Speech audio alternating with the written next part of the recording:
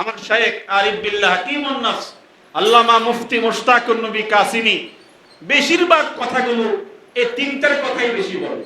মুহাব্বত, খাউফ, রাজা। মুহাব্বত, খাউফ, রাজা, এই তিনটা জিনিস যার অন্তরে বেশি আছে তিনি কি কদ আফলাহা মান তাযাক্কা, তিনি সফল। এই তিনটা জিনিসের কথা আমি বেশি বয়ানে শুনি, মুহাব্বত, খাউফ, রাজা। ইমাম ইবনুল কাইয়িম আল জাওজিয়া বলেছেন ওয়ালাম্মা ফাকুদা, যদি হারিয়ে যায়, জানাহাহু,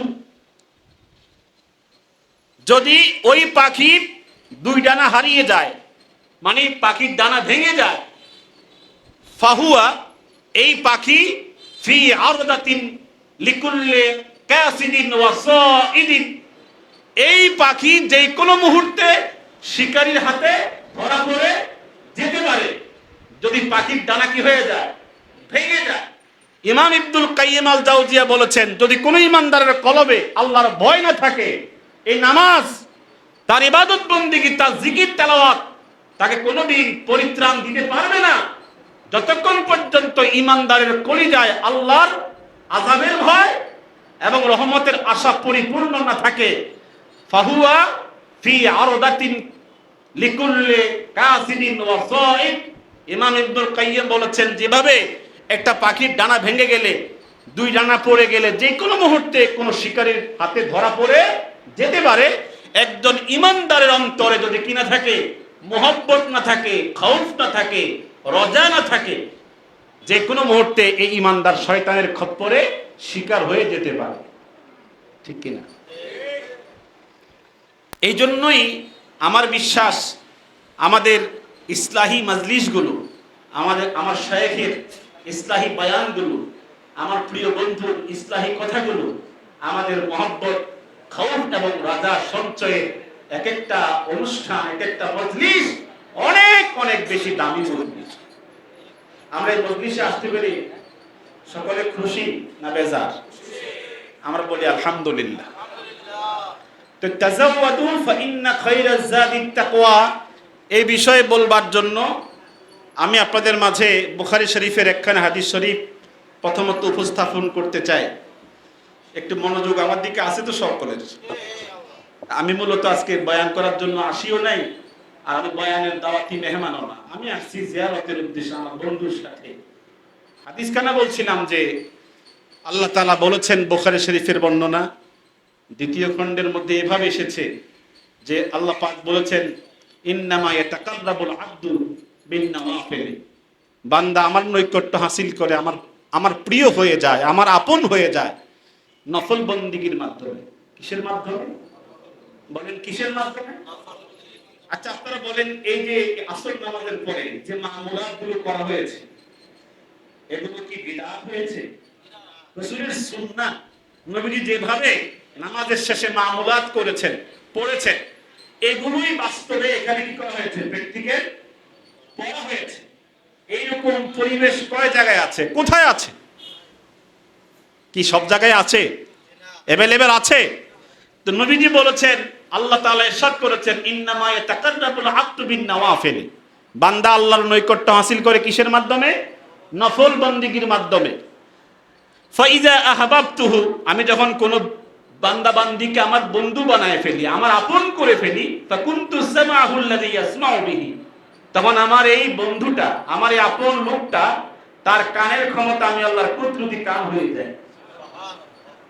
তার কর্ণ, তার কান আমার কুদরতি কান হয়ে যায়। ওয়া ইয়াদাহুল্লাতী ইয়াবতুশু বিহা, এবং সে যে হাত দিয়া ধরে, ওই হাত আমি আল্লাহর কুদরতি হাত হয়ে যায়। সে যে চোখ দিয়ে দেখে, ওয়া বাসারাহুল্লাযী ইয়াবসুরু বিহি, এবং সে যে চোখ দিয়ে দেখে, আমি ওই বান্দা বান্দির চোখ আমি আল্লাহর কুদরতি চোখ হয়ে যায়। ওয়া রিজলাহুল্লাতী ইয়ামশী বিহা, এবং সে যে পা দিয়ে হাঁটে, ওই পা আমি আল্লাহর কুদরতি পা হয়ে যাই। কথাটা কার কথা? আল্লাহর কথা। শেষে দিয়ে আসছে ফাইন সাআলানী লাউতিয়ান্নাহু, যদি এই বান্দা বান্দি ওই মুহূর্তে আমার কাছে কোনো কিছু চায়, আমি সাথে সাথে ওই বান্দা বান্দিকে দিয়ে দিই। আর ওয়ালা ইন ইস্তাআযা বি লা উঈদান্নাহু, আর যদি বান্দা বান্দি আমার নিকটে কোনো বিপদ থেকে মুসিবত থেকে উদ্ধার হতে চায়, আমি আল্লাহ তাআলা ওই বান্দা বান্দিকে মুসিবত থেকে উদ্ধার করে দেই। আমার বিশ্বাস, আমার শেখ আরিফ বিল্লাহ হাকিমুন নফস, ওনার সাথে আমি একবার চট্টগ্রাম সফর করেছি। আমারে বলতেছে, আপনি তো অনেক পেরেশানির মধ্যে আছেন, কিছু ওয়াজিফা ওয়াজাইফ আমাকে বলেছে, এগুলো করেননি, এগুলো করেননি। আমি তখন ভাবলাম, না, আমি তো এগুলো কোনোদিন করি নাই, কারণ আমি এরকম কোনো করার জন্য কেউ আমাকে বলেও নাই, আর এরকম লোকদের সাথে আমার চলাফেরাও ছিল না। কথা বুঝতেছে? পরে আমাকে বলছে, এগুলো করলে আপনার পেরেশানি থাকবে না। এটা লা হাওলা ওয়ালা কুওয়াতা ইল্লা বিল্লাহ। আমি হুজুরের কাছে বায়াত হওয়ার পর থেকে এই আমল শুরু করছি। বুড়া বয়সে, কত বয়সে? বুড়া বয়সে।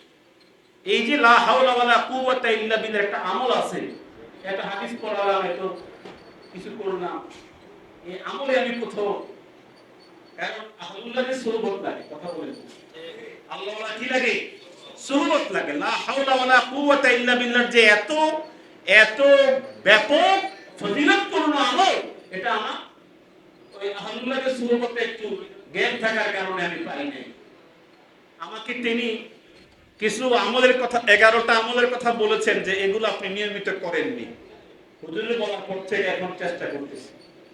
আমি মনে করি যে আল্লাহর কাছে আসলেই আমলের কথা বোঝা যায়, শোনা যায়। আপনার বিভিন্ন বিষয় আছে যে সুন্নত তরিকায় কি কি আমল, এগুলো আলহামদুলিল্লাহ এখন আমার কিছু কি হইতেছে, শোনা হইতেছে, বোঝা হইতেছে, আলহামদুলিল্লাহ। আমি ওই দিকে যাব না। রাসূলুল্লাহ সাল্লাল্লাহু আলাইহি সাল্লাম বলেছেন, বান্দা আল্লাহর নৈকট্যশীল হয় কিসের মাধ্যমে?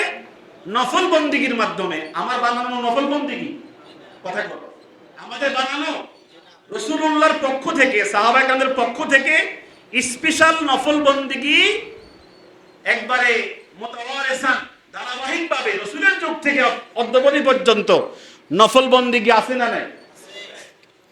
আরেকখানা হাদিস মুসলিম শরীফের বর্ণনা এভাবে এসেছে যে রাসূলুল্লাহ সাল্লাল্লাহু আলাইহি ওয়াসাল্লাম ইরশাদ করেছেন, ইন্নাল্লাহা ইযা আহাব্বা আবদান দাআ জিবরিল, আল্লাহ পাক যখন কোনো বান্দাকে ভালোবাসেন, তার নফল বন্দেগীর মাধ্যমে যখন তাকে আপন করে নেন, আল্লাহ পাক বলেন, ইয়া জিবরিল ইন্নী উহিব্বু ফুলান ইবনে ফুলান, হে জিবরিল, আমি তো ওই বান্দাকে ভালোবাসি, অমুকের ছেলে অমুককে ভালোবাসি, ফাআহিবহু, তুমিও তাকে ভালোবাসো।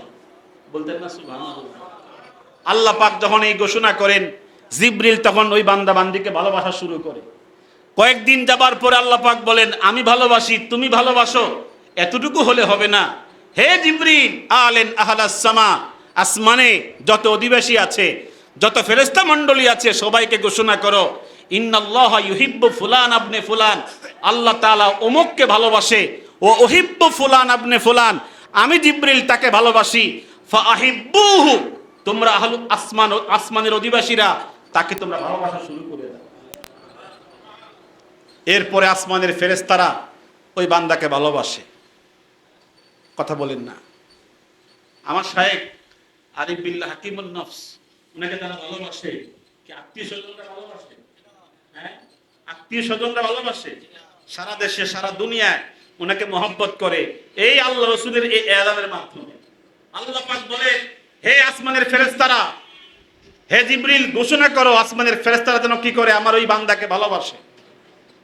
আবার কিছুদিন পর আল্লাহ পাক বলেন, জিবরিল, আমি ভালোবাসি, তুমি ভালোবাসো, আসমানের ফেরেশতারা ভালোবাসে, এতটুকু সীমাবদ্ধ হলে হবে না।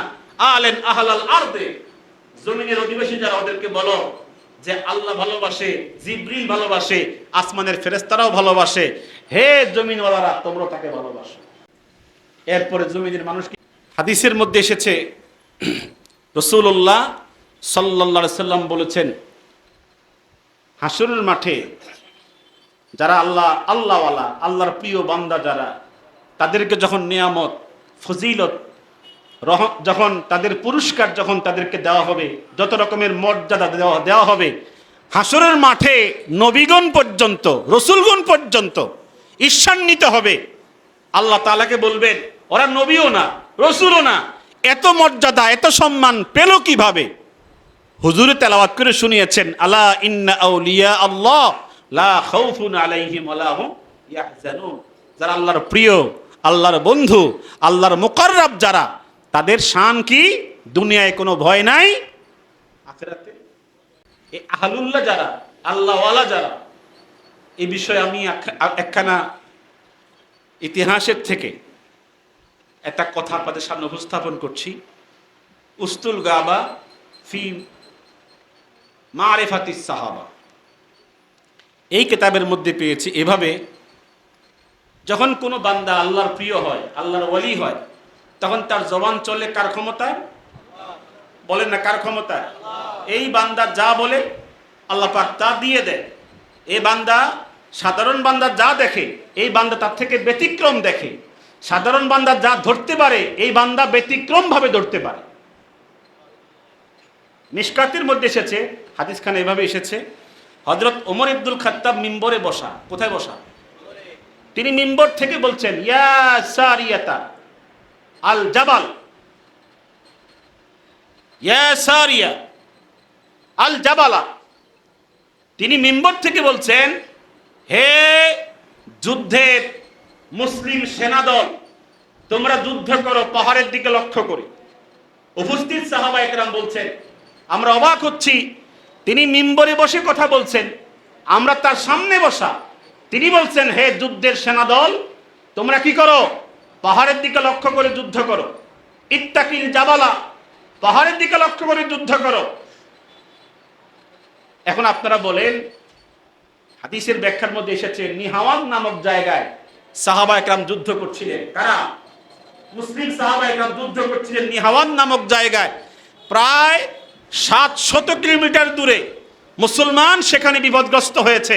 আর ওমর ইবনুল খাত্তাব এখান থেকে দেখছেন, তার চোখের সামনে ওই 700 মাইল দূরের দৃশ্য আল্লাহ পাক তার নজরের সামনে উপস্থাপন করে দিয়েছেন। তিনি বলছেন কি, যে তোমাদের শত্রুরা পাহাড়ের উপরে লুকায়িত অবস্থায় অতর্কিত হামলা করে তোমাদের ক্ষতিগ্রস্ত করছে। তোমরা এদিকে না করে ওদিকে সতর্ক করে ওদিকে যুদ্ধ করো, অল্প সময়ে তোমাদের বিজয় নিশ্চিত হয়ে যাবে। তাহলে এখান থেকে স্পষ্ট বোঝা যায়, যদি কোনো ব্যক্তি মুকাররাব হয়ে যায়, আল্লাহর প্রিয় হয়ে যায়, তখন তার চক্ষু ক্ষমতা কার ক্ষমতায় চলে যায়? কথা কম না, কার?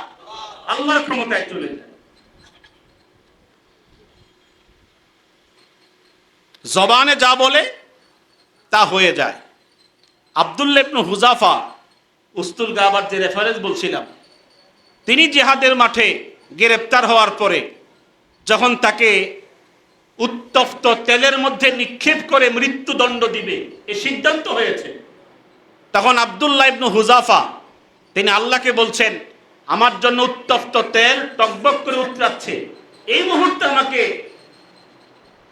রোম সাম্রাজ্যের প্রেসিডেন্ট হেরাক্লিয়াস আমাকে মৃত্যুদণ্ড দিয়ে দিবে। তখন তিনি আল্লাহর নিকটে বলছিলেন, তুমি তো ইব্রাহিম আলাইহিস সালামের নমরুদের অগ্নিকুণ্ডকে ফুলের বাগান বানিয়েছো, তোমার তো সে ক্ষমতা আছে। তুমি এই মুহূর্তে উত্তপ্ত তেলের মধ্যে আমাকে নিক্ষেপ করে যখন মৃত্যুদণ্ড দিবে, তুমি আমাকে হেফাজত করো। সাহায্য চাইছেন কার কাছে? আল্লাহর কাছে। এবারতের মধ্যে এইভাবে এসেছে, তাকে ধরে যখন তেলের সামনে, উত্তপ্ত তেলের সামনে হাজির করেছে, তখন তিনি মুস্কি মুস্কি হাসছেন, মুস্কি মুস্কি হাসতেছেন। সম্রাট হেরাক্লিয়াস বলল, তোমাকে এখন উত্তপ্ত তেলে নিক্ষেপ করা হবে আর তুমি এখন মুস্কি মুস্কি হাসছো। মান আদহাকাকা, তোমাকে কে হাসাচ্ছে? তখন আব্দুল্লাহ ইবনে হুযাফা জবাব দিয়েছেন, আদহাকানি আল্লাহ, আমাকে আমার মালিক হাসাচ্ছে, আমার আল্লাহ হাসাচ্ছে। বলেন, কে হাসাচ্ছে? তখন সম্রাট তখন তেলে বেগুনে উত্তপ্ত হয়ে রাগান্বিত হয়ে তার যারা হত্যাকাণ্ড বাস্তবায়ন করবে ওদেরকে আদেশ করছে, তেলে নিক্ষেপ করো। তেলের সামনে এসেছে, আসার সময় নিক্ষেপ যখন করে ফেলবে, আব্দুল্লাহ তখন চোখ থেকে বেয়ে বেয়ে চোখের পানি ঝরাচ্ছে। এখন সম্রাট প্রশ্ন করে, এতক্ষণ তুমি হাসছো আর বলছো তোমাকে আল্লাহ হাসাচ্ছে, এখন তোমাকে আগুনে নিক্ষেপ করা হবে, এখন কাঁদছো কেন? মনে হয় তোমার ঈমান কি হয়ে গেছে, দুর্বল হয়ে গেছে, এখন তুমি কাঁদছো কেন? মনে হয় তুমি আমার আগুনে নিক্ষিপ্ত হতে চাচ্ছ না। তখন আব্দুল্লাহ সম্রাটকে শুনিয়ে দিয়েছেন যে আপনি বোঝেন না ঈমানের মূল্য কত আর ইসলামের দাম কত। ইন্নালি নাফসুন ওয়াহিদা ওয়া জাসাদুন ওয়াহিদা ওয়া আমুতু ফিহা ওয়াহিদা ওয়ালাউ কানাত লি মিআতু নাফসিন ওয়া মিআতু জাসাদিন তুআযাবু ফি সাবিলিল্লাহ লাকানাত খায়রা। আব্দুল্লাহ তখন বলেছে, হে সম্রাট, ইসলামের দাম, মুসলমানদের মূল্য কত তুমি জানো না? ইন্নালি নাফসুন ওয়াহিদা, আমার জীবন কয়টা? তো কথা বলেন না, কয়টা? ওয়া জাসাদুন ওয়াহিদা, আমার দেহ শরীর মাত্র একটা। তোমার তেল টকবক টকবক করছে, আমাকে যখন নিক্ষেপ করবা, তোমার তেলের মধ্যে নিক্ষিপ্ত হলে আমার মৃত্যু হবে কয়বার? শোনো সম্রাট, যদি আল্লাহ তাআলা আমাকে 100 প্রাণ দিত, কয়শো? 100 জীবন দিত, আর 100 দেহ, 100 শরীর দিত, তোমার উত্তপ্ত তেলের মধ্যে আমার কালেমার জন্য যদি আমি একবার একবার করে 100 বার মরতে পারতাম, তাহলে ওই 100 বার মরাটা আমার জন্য একবার থেকেও কি হইতো? অনেক বেশি শ্রেষ্ঠ হইতো। যেহেতু আমি 100 বার মরতে পারতেছি না ইসলামের জন্য, মাত্র মরতেছি কয়বার? একবার মরে আমার অন্তর তৃপ্তি লাগতেছে না, স্বাদ লাগতেছে না, এই জন্য আমার চোখের পানি। মনে কথা বুঝেন নাই? তাহলে তাদের আল্লাহর সাথে তাআল্লুক, আল্লাহর মোহব্বত, আল্লাহর প্রতি ভালোবাসা কি পরিমাণ থাকলে পরে এই কথা বলতে পারে যে আমি কালেমার জন্য তোমার তেলের মধ্যে কতবার মরতে পারি? 100 বার মরতে পারি। তার জীবনের মধ্যে আরেকটু পেয়েছি এভাবে। সম্রাট তখন ভাবছে এই পরীক্ষা দিয়ে তো তাকে বেঈমান করা যাচ্ছে না, সুতরাং নতুন কোনো পরীক্ষা দিয়ে বেঈমান করা যায় কিনা। কথা বুঝতেছেন আপনারা? সর্বশেষ মন্ত্রী পরিষদ নিয়ে বসলেন কিভাবে তাকে বেঈমান করা যায়। একজন বলেছে আমাদের সাম্রাজ্যের সবচেয়ে সেরা সুন্দরী, সবচেয়ে রূপসী, সবচেয়ে নষ্টা ভ্রষ্টা একজন সুন্দরীর সাথে আব্দুল্লাহকে 1 মাস নির্জন কোনো ঘরের মধ্যে রেখে দেন। আব্দুল্লাহ যুবক এই সুন্দরীর সাথে আকাম কুকাম করে চরিত্রহীন যখন হয়ে যাবে, তখন অটোমেটিক কি হয়ে যাবে? ঈমান থেকে দূরে সরে যাবে, আমাদের খ্রিস্টান ধর্ম গ্রহণ করে ফেলবে।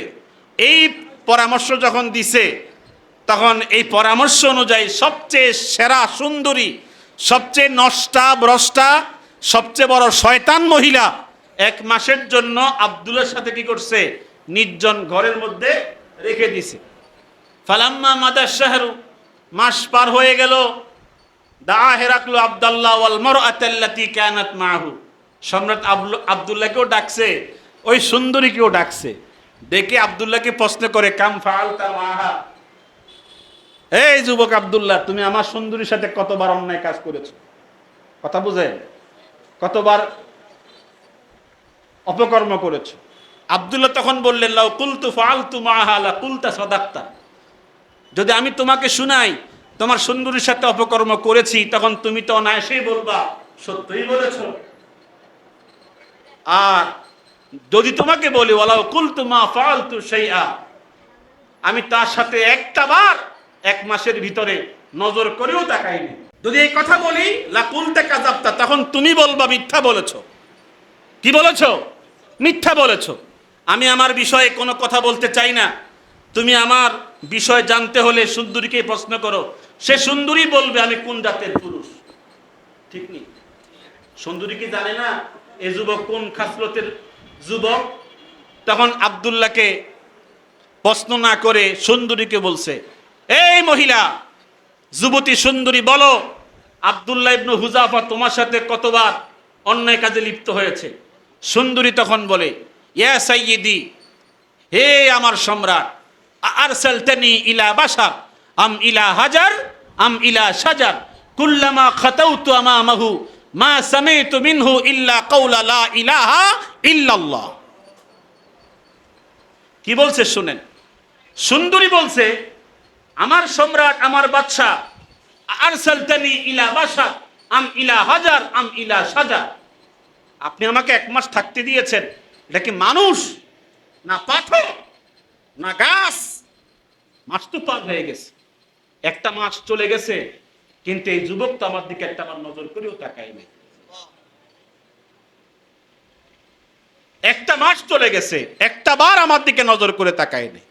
কুল্লামা খাতাউতু আমামাহু, যতবার আমি আমার সৌন্দর্যকে তার সামনে প্রকাশ করেছি, আমাকে দেখলেই যুবক অর্ধেক পাগল হয়ে যাওয়ার কথা, এত সৌন্দর্য থাকার পরেও যতবার তার সামনে বিবস্ত্র হয়ে নেচেছি গেয়েছি, কিন্তু যুবককে আমি কাবু করতে তো পারি নাই। কুল্লামা খাতাউতু আমামাহু মা সামি'তু মিনহু ইল্লা কাওলা লা ইলাহা ইল্লাল্লাহ।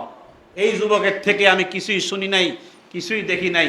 যুবক 24 ঘন্টা মাটির দিকে নজর করেই একটা বার শুধু এক বাক্য উচ্চারণ করেছে, লা ইলাহা